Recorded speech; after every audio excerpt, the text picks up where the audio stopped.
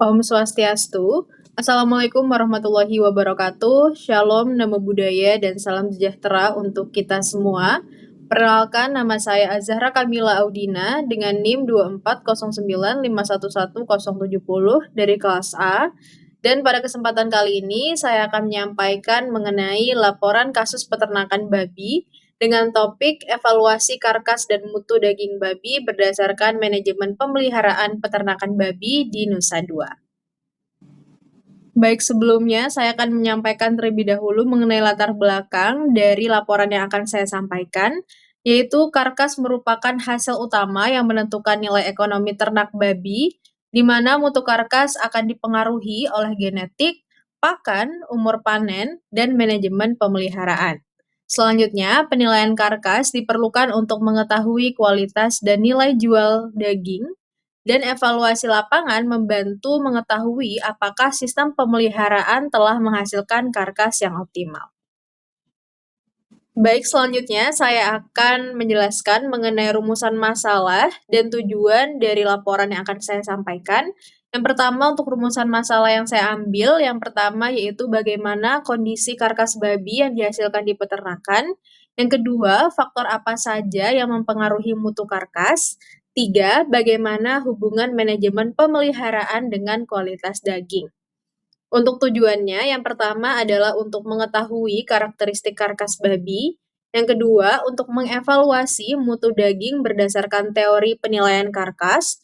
Dan yang ketiga, yaitu untuk menganalisis pengaruh manajemen pemeliharaan terhadap kualitas karkas.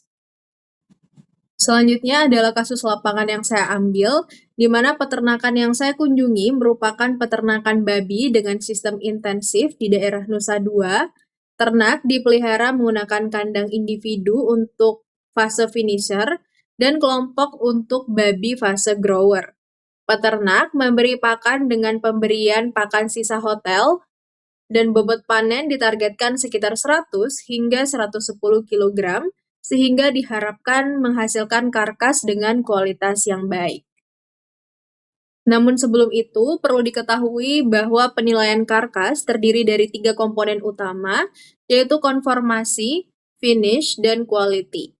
Konformasi akan menunjukkan perkembangan otot, finish akan menunjukkan distribusi lemak, sedangkan quality akan menunjukkan mutu konsumsi daging seperti keempukan, juiciness, dan cita rasa. Baik, selanjutnya kita masuk ke pembahasan yang pertama, yaitu mengenai penilaian konformasi, di mana konformasi akan digunakan untuk menilai perkembangan otot, terutama pada bagian loin, ham, shoulder, dan bagian punggung. Semakin besar perkembangan otot, maka semakin tinggi pula persentase karkas yang dihasilkan. Pada peternakan yang saya amati, babi memiliki bentuk tubuh yang cukup proporsional, sehingga diperkirakan bisa menghasilkan yield karkas yang baik, di mana semakin berkembangnya otot, yield karkas akan semakin tinggi. Selanjutnya, saya akan membahas mengenai penilaian finish. Finish ini akan berkaitan dengan distribusi lemak. Lemak subkutan akan berfungsi untuk melindungi karkas selama penyimpanan, sedangkan marbling atau lemak intramuskular sangat berpengaruh terhadap kualitas makan daging karena meningkatkan keempukan dan juga cita rasa. Sebaliknya, lemak internal yang terlalu banyak dapat mengurangi persentase karkas yang bernilai. Di mana semakin tinggi marbling, maka semakin tinggi pula keempukan dan cita rasa yang dihasilkan dari daging babi. Baik, selanjutnya saya akan membahas mengenai mutu daging. Jadi mutu daging ini akan dinilai berdasarkan karakteristik sensoris maupun pengujian objektif, seperti warna, tekstur, keempukan, juiciness, flavor atau cita rasa, pH, dan daya ikat air.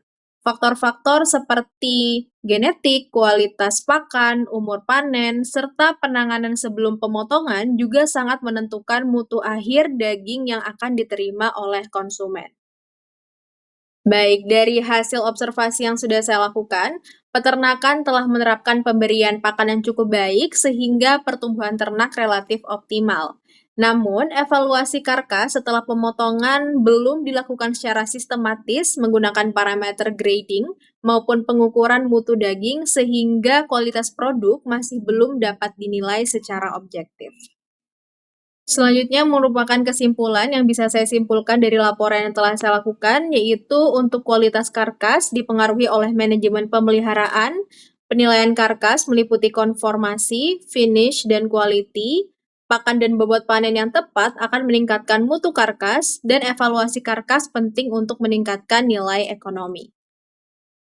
Baik, selanjutnya merupakan saran dan solusi, di mana saran dan solusi yang dapat saya berikan adalah untuk melakukan penilaian karkas secara rutin, mempertahankan pemberian pakan yang seimbang, menentukan bobot panen yang optimal, mengurangi rasa stres sebelum pemotongan, serta melakukan evaluasi mutu daging menggunakan parameter objektif agar kualitas produk dapat terus ditingkatkan. Baik, itu saja yang bisa saya sampaikan mengenai kasus laporan peternakan babi. Sebelumnya terima kasih banyak atas perhatian yang telah diberikan. Mohon maaf apabila ada kesalahan kata maupun perbuatan. Saya tutup dengan Paramasanti, Om Santi, Santi, Santi Om. Wassalamualaikum warahmatullahi wabarakatuh. Shalom, nama budaya, dan salam sejahtera untuk kita semuanya. Terima kasih.